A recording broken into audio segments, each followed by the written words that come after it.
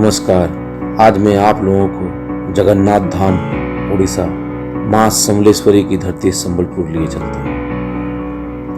जिस दिन नेताजी सुभाष चंद्र बोस का जन्मदिन मनाया जाता है, उसी दिन पूरी दुनिया और एक स्वतंत्रता सेनानी का जन्मदिन मनाती है, जिसे लायन ऑफ उड़ीसा कहा जाता है। आज हम लोग वीर सुरेंद्र साय की बात कर रहे हैं, जिनका जन्म 23 जनवरी 1809 खिंडा ग्राम संबलपुर में हुआ था। वीर सुरेंद्र साय, जिन्हें भारत के अग्रणी स्वाधीनता सेनानियों में गिनती की जाती है, 1857 के 30 वर्ष पूर्व ही उन्होंने ब्रिटिश सरकार के खिलाफ उलगुलान आरंभ किया था।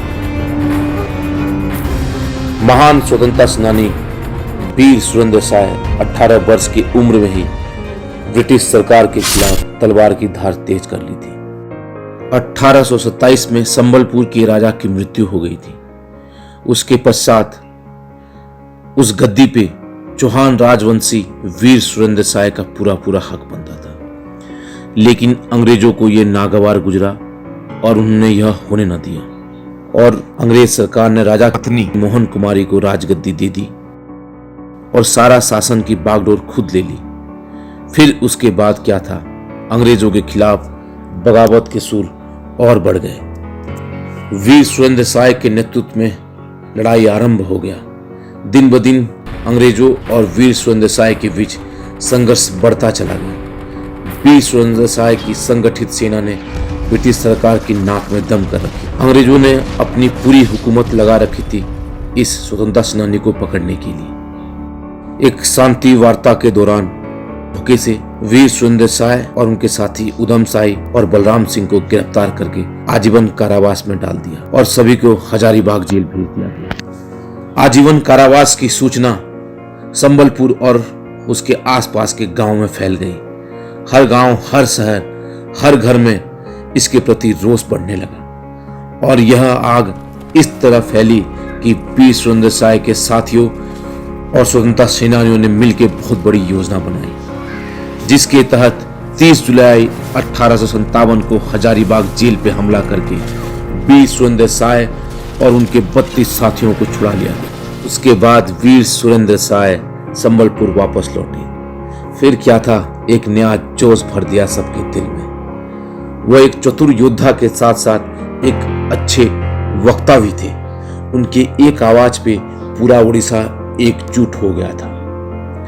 उन्होंने एक सभा बुलाई थी, जिस सभा में 1200 ग्राम प्रधान, गौतिया, बड़े बड़े ब्राह्मण, बड़े बड़े जमींदार, महान क्रांतिकारी, महान सेनानी सब एकजुट होके एक सुर में एक साथ आवाज लगाई थी, भारत माता की जय, भारत माता की जय, जिसकी गूंज ब्रिटिश हुकूमत के कानों तक पहुंच चुकी थी। ब्रिटिश हुकूमत ने अपने सारे दांव पेच लगा रखे थे वीर सुरेंद्र साय को पकड़ने के लिए। ब्रिटिश हुकूमत ने यूरोप से अपने बड़े बड़े अधिकारी बुलाए थे, क्योंकि ब्रिटिश हुकूमत को यह पता थी कि वीर सुरेंद्र साय को पकड़ना मुश्किल बल्कि नहीं नामुमकिन हो चुका था। फिर सारी घटना की जानकारी जॉन रोज को दी गई। जॉन रोज वही थे जिन्होंने झांसी की रानी महारानी लक्ष्मीबाई से युद्ध किया। उसके बाद जॉन रोज ने इस पे बहुत बड़ी योजना बनाई और उन्होंने अपने अच्छे अधिकारी को संबलपुर भेजा और एक छोटी सी सेना भेजी, लेकिन कोई भी सेना काम ना आई। ना कोई जॉन रोज काम आया, ना कोई ब्रिटिश अधिकारी काम आया। गुरिल्ला युद्ध में महारत हासिल करने वाले वीर सुरेंद्र साय ने एक अंग्रेज अधिकारी को धूल चटा दिया। लेकिन फिर एक बड़ी कूटनीति और पैसे के दम पे अंग्रेज अधिकारियों ने एक चाल चली और मोहरा बना दयानिधि नामक एक व्यक्ति, जो इनको सारी खबरें दिया करता। 23 जनवरी 1864 को पूरे परिवार के साथ वीर सुरेंद्र साय को गिरफ्तार कर लिया गया। अंग्रेजी सरकार को इतना डर था कि उन्होंने वीर सुरेंद्र साय को रातों रात रायपुर के जेल में भेज दिया और फिर उसके बाद नागपुर के असीरगढ़ जेल में कारावास में डाल दिया। असीमगढ़ के जेल में वीर सुरेंद्र साय को मानसिक और शारीरिक प्रताड़ना दी जाती थी, लेकिन उन्होंने ब्रिटिश हुकूमत के सामने कभी घुटने नहीं टेके। प्रताड़ना के कारण उनकी दोनों आंखें खराब हो गई थी। उनके 75 वर्ष के जीवन काल में 37 वर्ष कारावास में ही बिताया।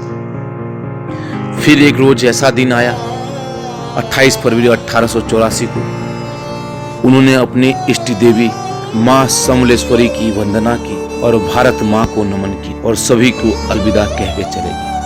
लेकिन आज भी स्वतंत्रता सेनानी वीर सुरेंद्र साय उड़ीसा के हर घर में रहते हैं। हर नौजवान उन्हें अपना आदर्श मानता है। मेरा यह बताने का मकसद यही है कि वीर सुरेंद्र साय भारत के हर घर में पहुंचे और इस देश का हर एक व्यक्ति इस सच से रूबरू हो। खास तौर पर हमारी नौजवान पीढ़ी और हमारे बच्चों को पता होना जरूरी है। अब मैं भी अलविदा कहता हूं। अलविदा कहने से पहले कुछ साथियों को जरूर शुक्रिया कहूंगा। दिव्य जीवन महापात्र, समीर कुमार पंडा, विश्वजीत महापात्र और भाई दीपक कुमार पंडा। भाई दीपक कुमार पंडा ने वीर सुरेंद्र साय की जीवनी पे बहुत मेहनत की है। उस किताब को आप लोग अवश्य पढ़ें और आप लोगों का बहुत बहुत शुक्रिया, धन्यवाद। यह कहानी कैसा लगा आप मुझे जरूर सूचित कीजिएगा। मेरा ईमेल आईडी और नंबर नीचे दिया हुआ है। आप लोगों का बहुत बहुत